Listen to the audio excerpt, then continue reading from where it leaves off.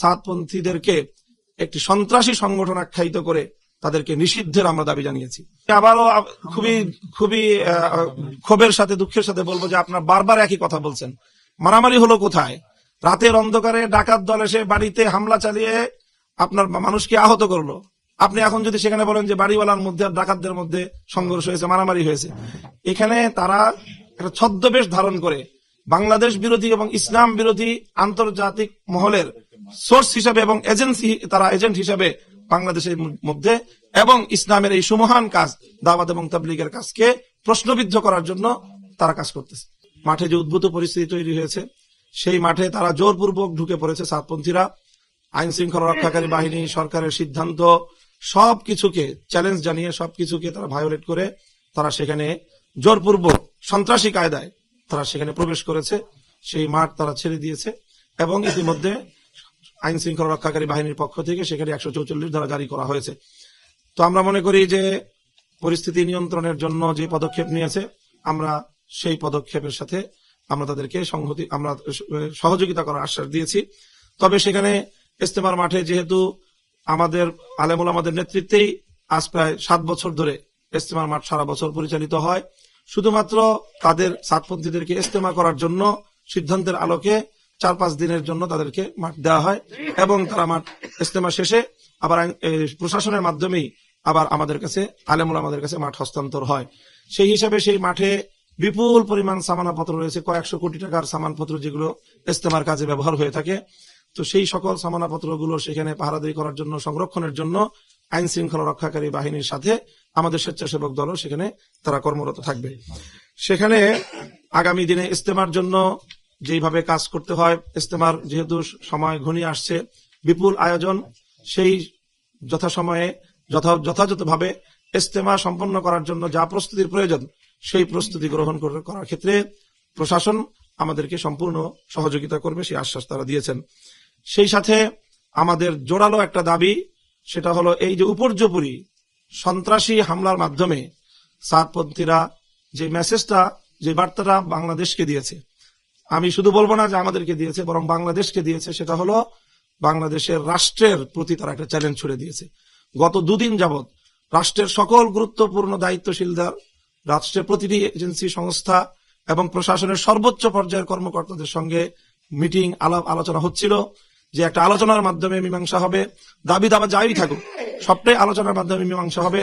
এবং আজকে সকাল 11টা এবং 12টায় পূর্ব নির্ধারিত বৈঠকের ঘোষণা ছিল, স্বরাষ্ট্র উপদেষ্টা মহোদয়ের পক্ষ থেকে বৈঠকের আয়োজনও ছিল এবং সেই আয়োজনেই চূড়ান্ত হওয়ার কথা বৈঠকের মধ্যে।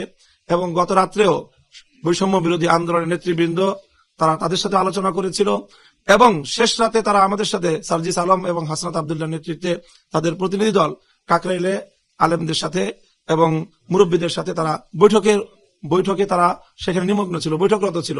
ইন দ্য মিন টাইম সেখানে হামলাটা হয় এবং তখন হাসনাত আব্দুল্লাহ এবং সার্জিস আলম তারা ফোনে সাদপন্থীদের শীর্ষ নেতৃবৃন্দকে রিকোয়েস্ট করে যে আপনারা কোনোভাবেই এখানে কোনো পারমিশন ছাড়া, সরকারের অনুমতি ছাড়া কোনো ব্যক্তি যেন সেখানে প্রবেশ না করে ইজতেমার মাঠে।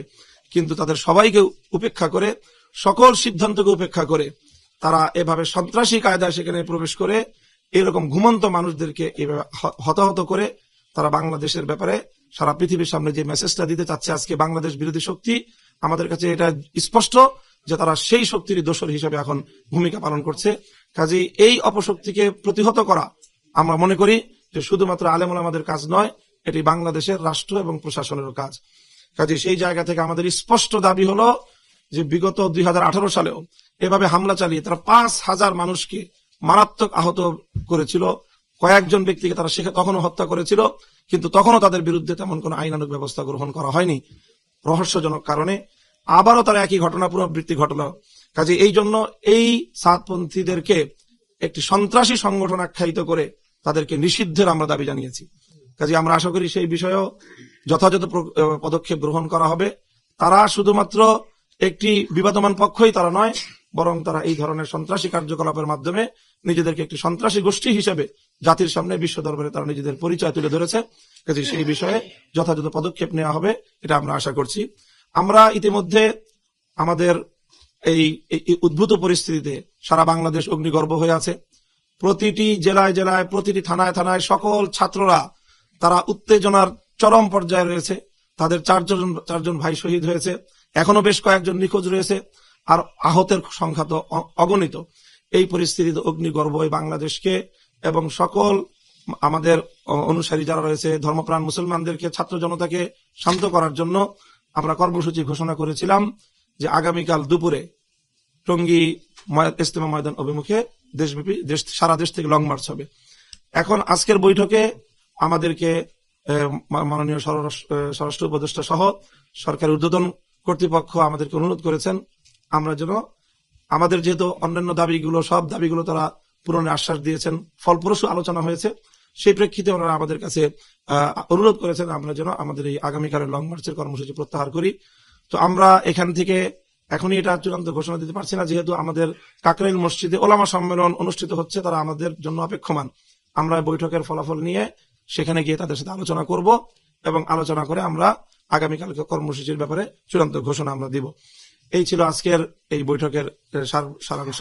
তো আমরা আশা করি যে আমরা যেভাবে শান্তিপূর্ণভাবে দেশের শান্তি শৃঙ্খলা এবং সার্বিক দেশ বিরোধী সকল ষড়যন্ত্রের মোকাবেলায় ঐক্যবদ্ধভাবে আমরা কাজ করে যাচ্ছি, আমরা বর্তমান অন্তর্বর্তীকালীন সরকারকে এবং আগস্ট বিপ্লবের পরবর্তী বাংলাদেশকে আমরা যে কোনো মূল্যে এতে যে কোনো ধরনের বিশৃঙ্খলা সৃষ্টির অপতৎপরতার বিরুদ্ধে সরকারের সাথে আমরা কাঁধে কাঁধ মিলিয়ে কাজ করে যাব এবং বাংলাদেশের বিরুদ্ধে যে কোনো ষড়যন্ত্র মোকাবেলায় আমরা বদ্ধপরিকর।